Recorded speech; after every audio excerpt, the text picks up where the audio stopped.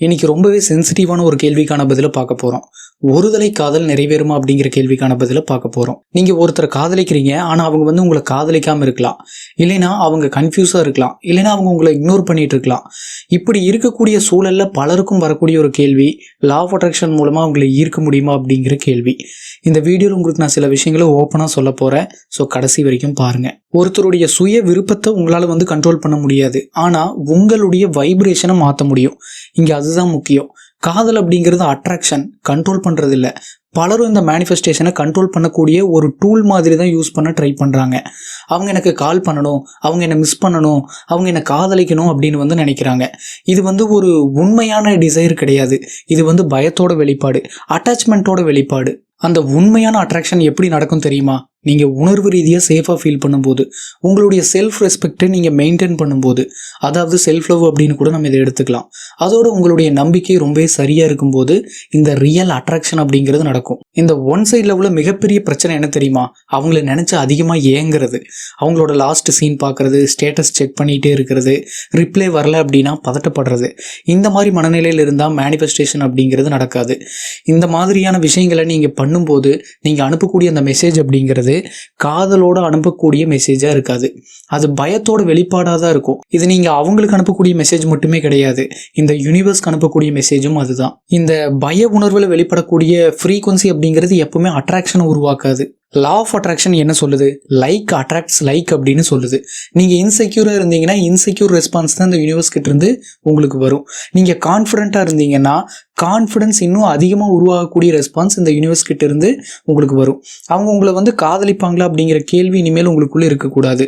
நான் எந்த மாதிரி எனர்ஜியில் இருந்தால் அவங்கள ஈர்க்க முடியும் அப்படிங்கிற கேள்வி தான் உங்ககிட்ட இருக்கணும். இந்த ஒன் சைட் லவ்வை பொறுத்த வரைக்கும் 3 விதமான விஷயங்கள் இந்த ஈர்ப்பு விதி மூலமாக நடக்க வாய்ப்பு இருக்குது.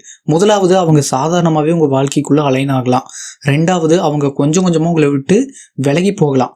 3வது, அதை விட பெட்டர் பர்சன் உங்கள் லைஃப்க்கு வரலாம். நம்மளுடைய கவனம் பெரும்பாலும் முதல் விஷயத்துல தான் இருக்கும்.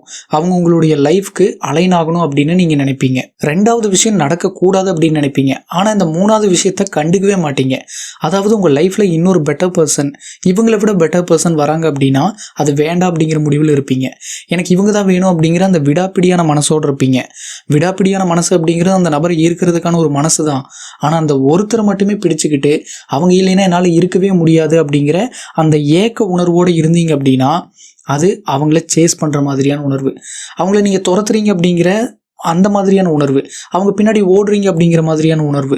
இந்த மாதிரியான உணர்வில் அவங்களை ஈர்க்கிறது அப்படிங்கிறது சிரமம். பெரும்பாலும் இந்த ஈர்ப்பு விதி பற்றி பேசக்கூடிய நபர்கள் சொல்லாத ஒரு விஷயத்த உங்களுக்கு நான் இப்போ சொல்ல போகிறேன்.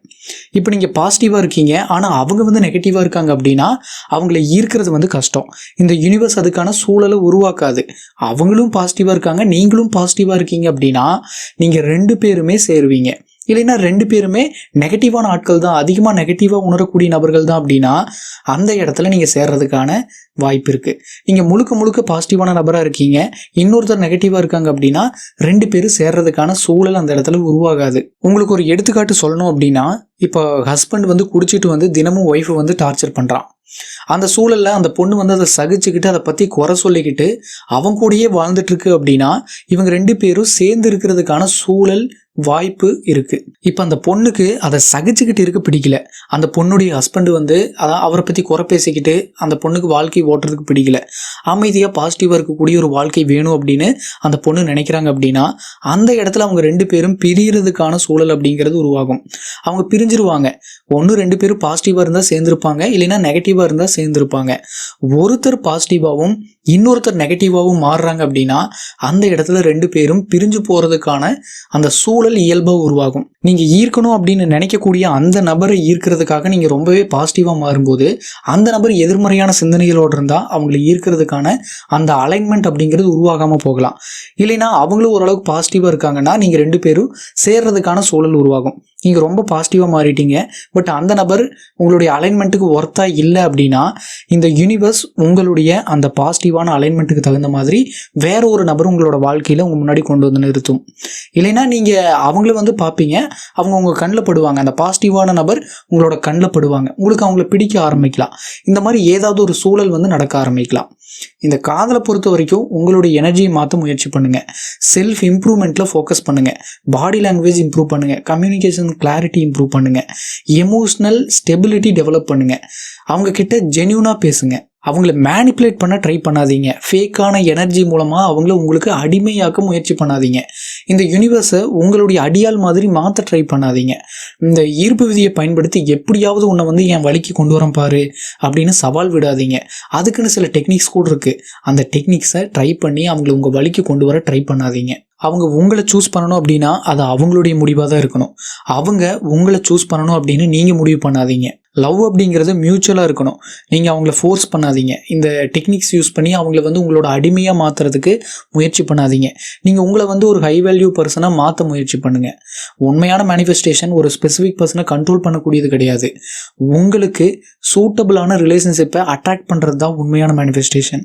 சில சமயங்களில் நீங்கள் எதிர்பார்க்கக்கூடிய அதே நபரை இருக்கலாம், சில சமயம் அதை விட பெட்டர் பர்சனும் இருக்கலாம். யூனிவர்ஸ் சில நேரங்களில் தவறான நபர்களை ரிமூவ் பண்ணிட்டு சரியான நபர்களை உங்கள் வாழ்க்கைக்குள்ளே கொண்டு வரும். அந்த மாதிரி ஒரு வேலை நடந்தால் அதை லாஸாக பார்க்கக்கூடாது.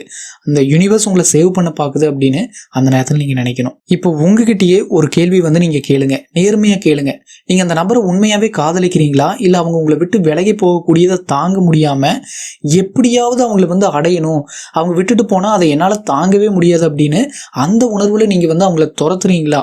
இந்த கேள்வி வந்து உங்ககிட்டயே கேட்டு பாருங்க. காதல் அப்படிங்கிறது ஒரு அமைதியை தரணும், நிம்மதியை தரணும். பயத்தையோ பதட்டத்தையோ வேறு ஏதாவது மோசமான உணர்வையோ கொடுத்தது அப்படின்னா அந்த இடத்துல அது எதனால் வருது அப்படின்னு கவனிக்கணும். அந்த இடத்துல காதல் அப்படிங்கிறது மாறி வேற ஒரு விஷயமா மாறிக்கிட்டு இருக்கா அப்படிங்கிறத செக் பண்ணி பார்க்கணும். இதில் நீங்கள் எந்த ஸ்டேட்டில் இருக்கீங்க அப்படிங்கிறத கொஞ்சம் செக் பண்ணி பாருங்கள். அவங்களா தேடி வருவாங்க அப்படின்னு அதுக்காக காத்திருக்காதீங்க.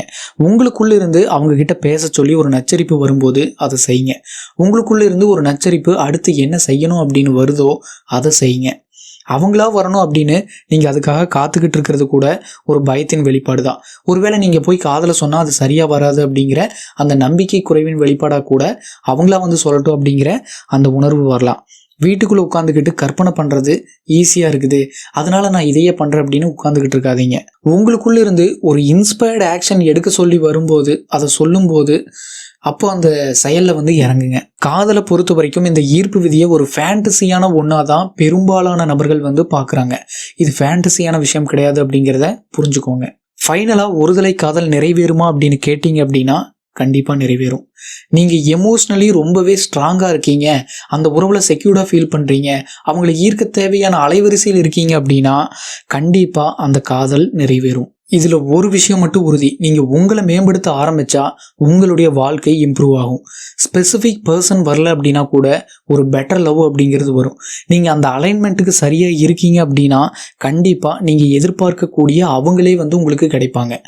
காதல் அப்படிங்கிறது நம்ம துரத்தக்கூடியது இல்லை, அது பின்னாடி அலையக்கூடியதும் இல்லை. காதலை ஈர்க்க தேவையான எனர்ஜி உருவாக்க ஆரம்பிங்க. உங்களுடைய காதல் உங்ககிட்ட இயல்பாகவே வரும். காதலை ஈர்க்கக்கூடிய விஷயத்தை பற்றி அடுத்தடுத்து ஃப்யூச்சரில் இன்னும் சில வீடியோஸில் வந்து நம்ம பேசுவோம். இப்போதைக்கு இதை பற்றி வேறு ஏதாவது கேள்விகள் இருக்குது அப்படின்னாலோ, என்னோட 1-to-1 கோச்சிங் பற்றி நீங்கள் தெரிஞ்சுக்கணும் அப்படின்னு நினச்சிங்கனாலோ என்னோட வாட்ஸ்அப் நம்பர் டிஸ்கிரிப்ஷனில் இருக்குது, அதுக்கு நீங்கள் மெசேஜ் பண்ணுங்கள். அதோட ஃப்ரீ வாட்ஸ்அப் கம்யூனிட்டி லிங்க்கும் டிஸ்கிரிப்ஷனில் கொடுத்துருக்கேன், அதுலேயும் ஜாயின் பண்ணிக்கோங்க. நன்றி.